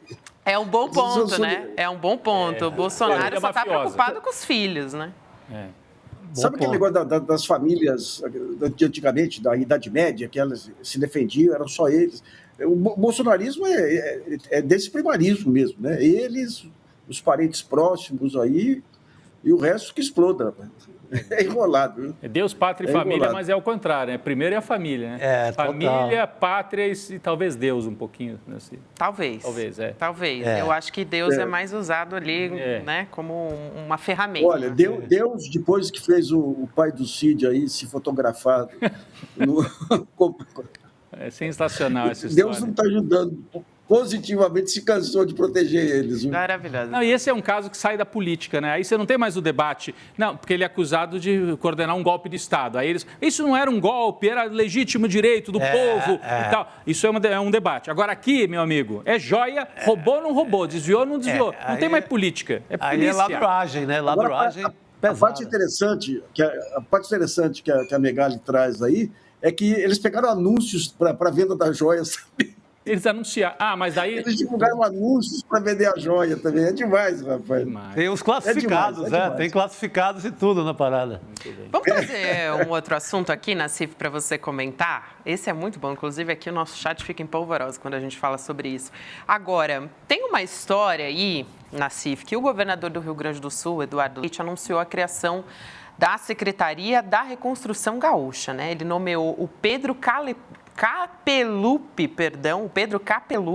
para comandar essa pasta, ex-assessor em privatizações, sabe de quem, Chico Sá? Sabe de quem? Do ex-ministro da Economia, Paulo Guedes, de Bolsonaro. Nossa Senhora. E o Luiz Nassif vai vender até o que sobrar das enchentes ali, o destroço. Então.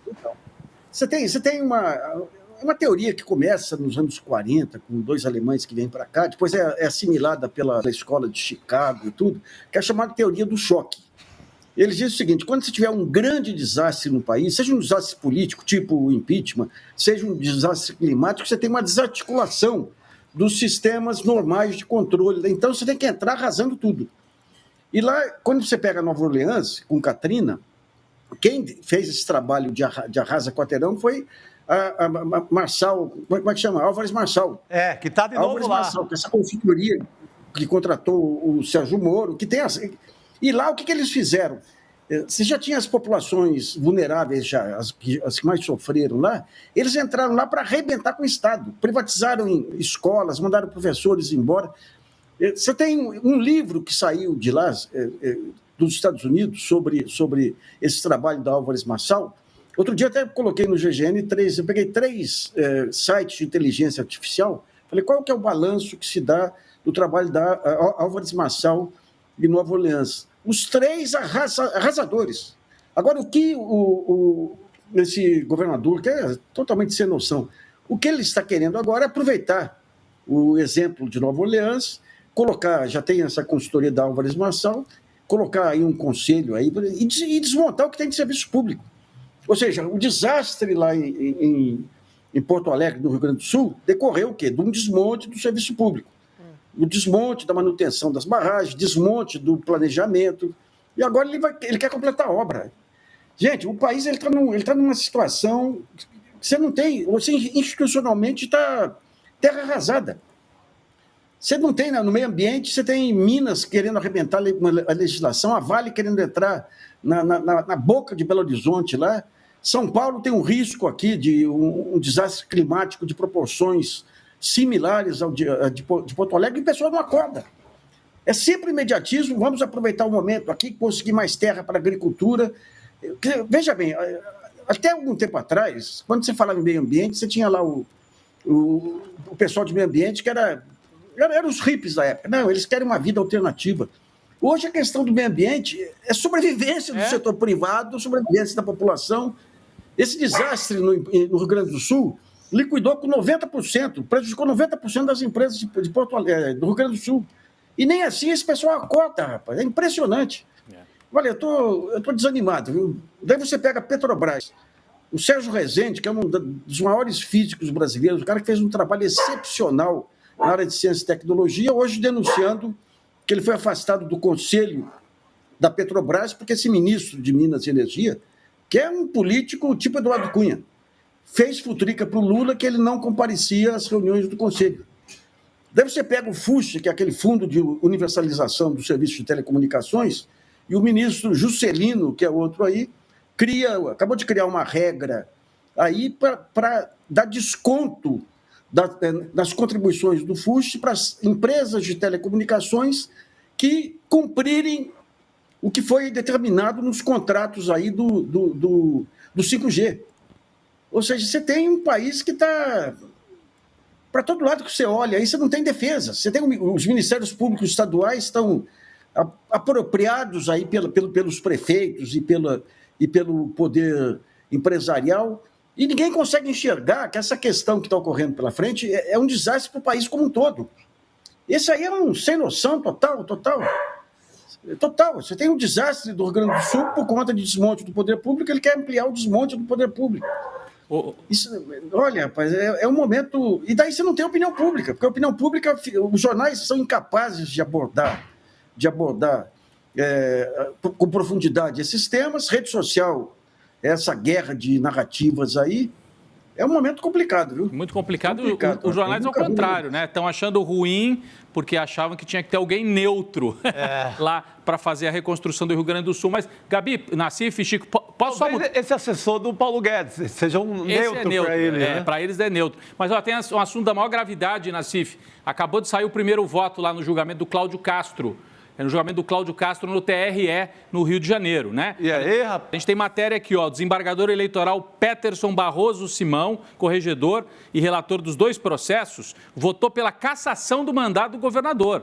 Disse que o Cláudio Castro é o responsável, foi um mandante do esquema de cargos secretos que envolveu a Fundação CEPERJ e a UERJ, a Universidade Estadual. Para quem não se lembra dessa história, né, ela levou à contratação de mais de dezenas centenas de milhares de pessoas, né? Ele, o Cláudio Castro, segundo aí está se dizendo o relator dos dois processos, né? Eles formaram dupla, ele e o Bacelar, dupla firmemente coesa com objetivo, né? Objetivos ilícitos. Aqui eu estou abrindo aspas para os termos que eles usaram. E aí, eu estou falando aqui do Bacelar, né? Ele que seria o parceiro dessa história, nesse esquema que houve desvios generalizados, contratação de funcionários fantasmas, cabos eleitorais de políticos aliados do governador e denúncias também de rachadinha, devolução de parte dos salários, portanto, né, quando a gente está falando de rachadinhas. E aí tem mais de 10 réus nas duas ações julgadas em conjunto pela Justiça Eleitoral. Só que, para esclarecer, o Bacelar que ele cita é o deputado estadual Rodrigo Bacelar, do União Brasil do Rio de Janeiro, e o assessor do governo do estado, Alan Borges, também é um dos mais próximos do Castro. Você viu a frase viu, Nassif, a frase do desembargador que deu esse voto? Abre aspas. Quem arquitetou esse plano perverso é um gênio, mas é um gênio do mal. Portanto, está pedida a cassação, né, pelo relator do caso no TRE, a cassação do governador e do vice. É mais um, hein? Nós vamos ter que renovar aquela arte que a gente sempre mostra aqui dos governadores. Assume quem? Presidente da Assembleia? Não, calma, porque foi só um voto por enquanto. Não sei, mas no caso de cassação, né? Boa pergunta. Se o vice vai no arrastão aí, acho que... Eu estou lendo aqui a matéria do Igor Melo, Nassif, nosso colega Igor Melo, da coluna da Juliana Dalpiva, aqui do ICL Notícias. Quem quiser mais detalhes, está no site iclnotícias.com.br. Ele já acompanha esse caso há bastante tempo, inclusive agora o objetivo dessas nomeações todas seria usar a máquina, né, Nassif, do Estado para benefício eleitoral, é isso. Aliás, tem uma notícia, uma boa notícia finalmente aí, que também diz muito respeito ao Rio de Janeiro aí, que é o seguinte: o Supremo está numa votação aí, depois da Rosa Weber já ter feito um voto muito interessante, o Barroso também, para a mudança de domicílio nas ações contra a mídia. Porque o que aconteceu? Vou pegar o meu caso aqui. Eu critiquei o Luiz Sveiter. Daí eu estava sendo processado pelo Eduardo Cunha, ganhei em todas as instâncias. Daí a parte final vai para o Rio de Janeiro. E o Luiz Sveiter é o dono do Tribunal do Rio. Sim. Daí um desembargador me condena aí a R$100 mil por difamar Eduardo Cunha, que estava preso por corrupção. Então, digamos, essa decisão do Supremo, se der certo, aí vai anular todas as condenações e julgamentos que não forem no local de moradia aí dos réus, né, dos réus. Isso aí vai ser relevante porque o Rio também, o judiciário do Rio virou um problema sério ali com o Luiz Sveiter aí, que é... Agora, Chico, você ia falar sobre o caso do Cláudio Castro? Que não, pode falar. Não, é porque fica essa dúvida mesmo. Se caçar o governador e o vice, né, eu não sei exatamente, daí depende... Tem que ter um tempo, a lei tem que ter, não sei se já cumpriu esse tempo, ou que seria ter nova eleição, ou assumiria... Presidente da Assembleia. Presidente da Assembleia, que é o primeiro na linha aí, depois seria o presidente do TJ. Isso. No caso de cair também o presidente da Assembleia. Se a cassação for, acho que geralmente é assim, quando é nos 2 primeiros anos, você faz nova eleição. Se é nos 2 anos finais... Não cumpriu ainda 2 anos, né? Ainda não. Ainda não. Inclusive, vamos trazer um histórico dos governadores do Rio de Janeiro envolvidos em denúncias. Sempre vale a pena olhar essa história, né? Tem o Moreira Franco, que foi preso em março de 2019, o Antony Garotinho, que foi preso 5 vezes, gente. A Rosinha Garotinho, né, presa em novembro de 2017, Sérgio Cabral, em junho de 2017, no mesmo ano. Então, o Pezão, né, o Luiz Fernando Pezão também é outro que foi preso em novembro de 2018. O Witzel, né, o Wilson Witzel, sofreu impeachment e investigado por corrupção também. Agora, o Cláudio Castro também está sendo investigado por corrupção, então ele entra aí nessa história, né, dos governadores do Rio envolvidos em denúncias. Eu só colocaria aí uma ressalva. Eu não ponho a mão no fogo pelo Garotinho aí, mas eu acompanhei quando começou aquele processo absurdo aí de prisão dele, tiraram ele do hospital numa maca. E a filha chorando lá, e aquele cara horroroso lá, morreu, não deve falar de quem morreu, que era um colunista do Rio, falando da histeria da filha. Mas o Garotinho, ele foi vítima de uma perseguição implacável aí, porque ele criticava no programa dele de rádio, ele criticava o judiciário e tudo.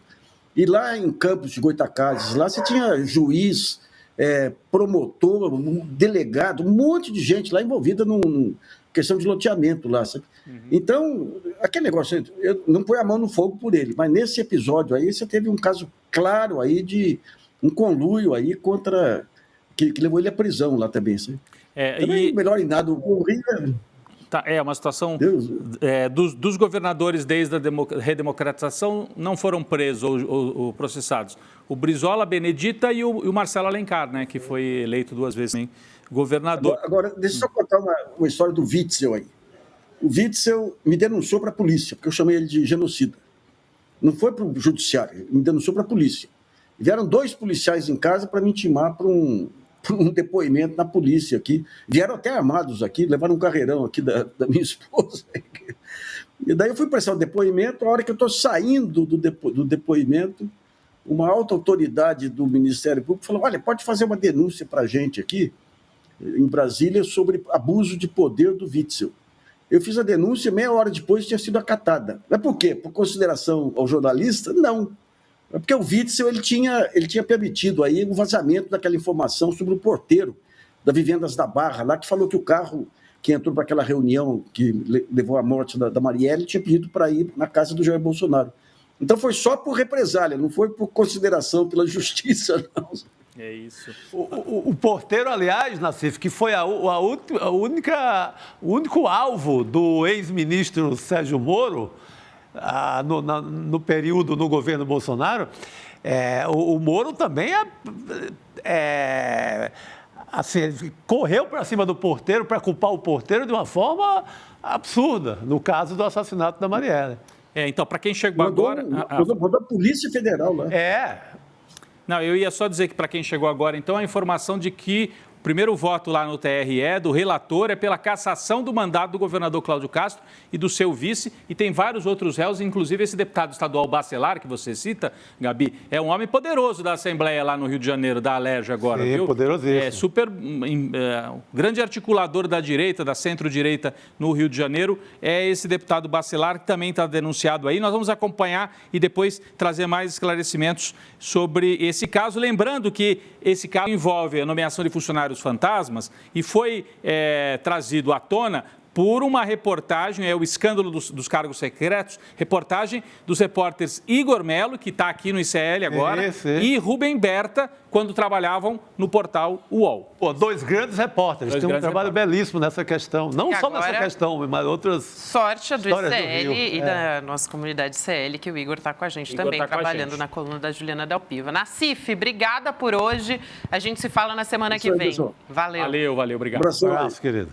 A gente tem uma notícia aqui também, né, Rodrigo, que vale a pena a gente repercutir rapidinho nesse final de programa, sobre o Roberto Campos Neto. A gente falou ali rapidamente, né, que o presidente do Banco Central, ele disse que não tem que avisar o ministro da Fazenda, Fernando Haddad, sobre mudanças na política fiscal do país. Afirmação, melhor dizendo, que foi feita em entrevista ao jornal O Estado de São Paulo, depois de o Banco Central reduzir o ritmo de cortes na Selic. Então, o Campos Neto justificou que nunca consultou o então ministro da Economia de Bolsonaro, Paulo Guedes, sobre a taxa de juros e que não seria no governo Lula que ele mudaria de postura. Vamos ver o que ele usou, as palavras que ele usou na entrevista. Disse o seguinte, abre aspas aqui para o Roberto Campos Neto. Estou aqui há 6 anos e em nenhum momento passou pela minha cabeça ligar para o ministro Paulo Guedes para falar que eu achava que o guidance ia mudar para A, B ou C. É uma prerrogativa do Banco Central que tem autonomia. Nunca fiz isso no governo anterior e com certeza não planejo fazer neste. Fecha aspas para o Campos Neto. Ele que gosta de falar aí da autonomia, né, por falar na independência, né, do Banco Central, olha só quem convidou o Campos Neto para um jantar hoje à noite, viu, gente? Sextou. É um jantar meio de solidariedade, né, de apoio. É a terceira via se articulando de novo, entrando em campo mais uma vez. Exatamente. Essa mesma gente que diz, não vamos politizar lá no Rio Grande do Sul, o Lula escalou o Pimenta, chegou lá de colete de vermelho, essa mesma gente bacana, né, que se diz neutra, etc., a gente convida o presidente para... Agora, o Campos Neto não gosta de falar com a Haddad, tem autonomia, mas para o André Esteves ele ligava, né? André Esteves do banco. Ligava. Conversava, pedir dica. O que você acha, André Esteves, dos juros? Tá bom? Tá bom assim ou suba um pouquinho mais, né?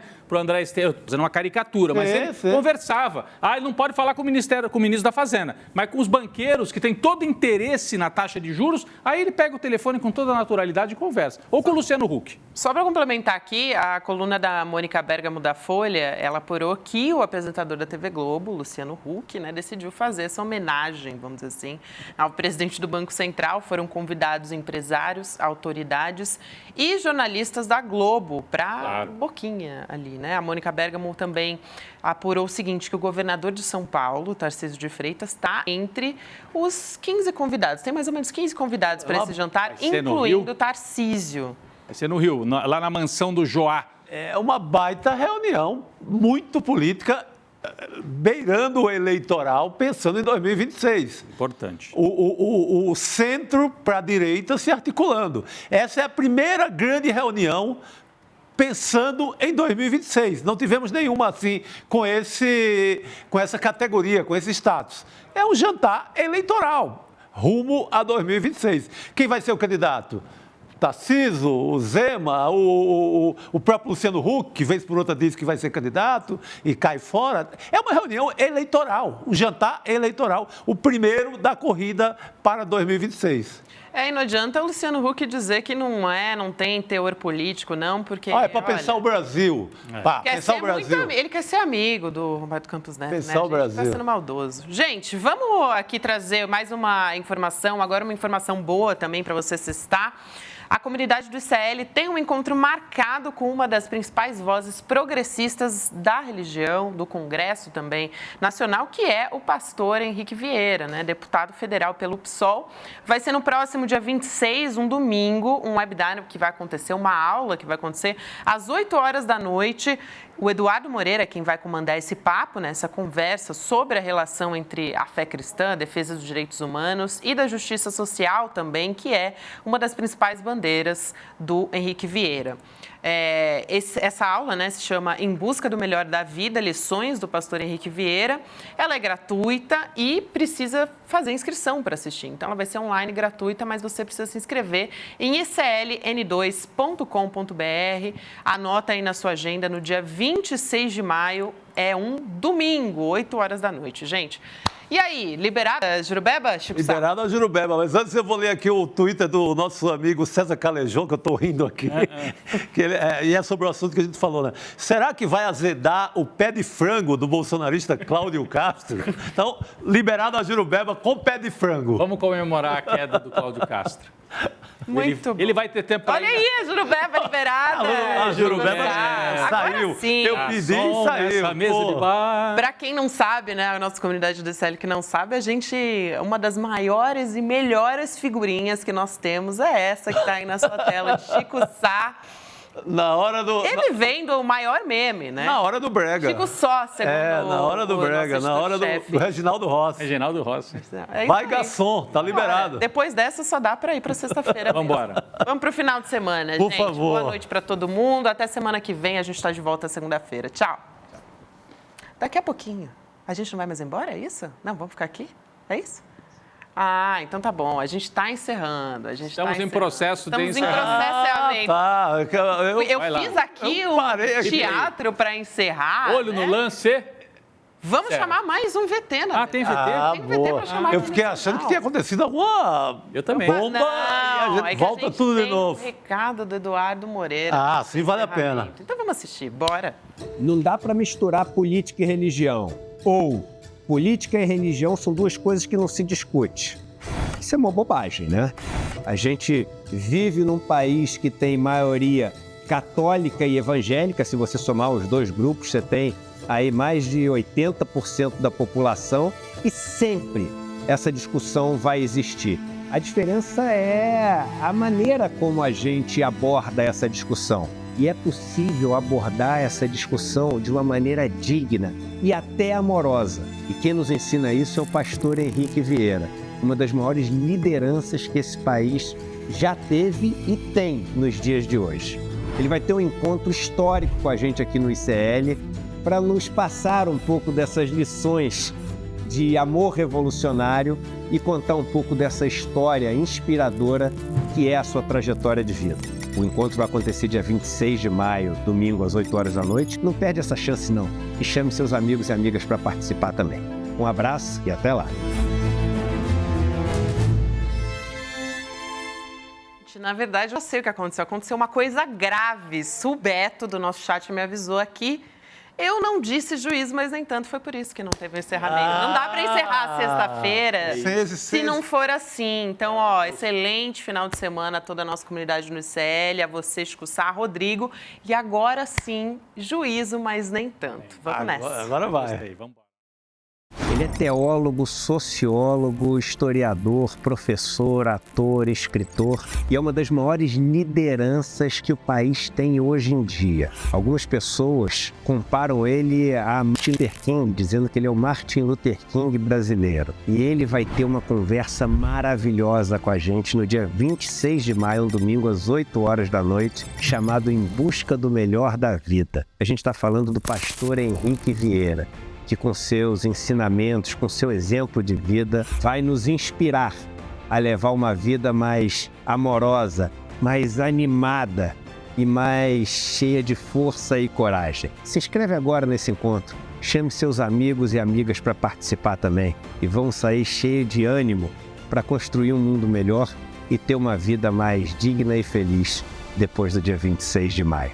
Se inscreve agora e a gente se encontra lá.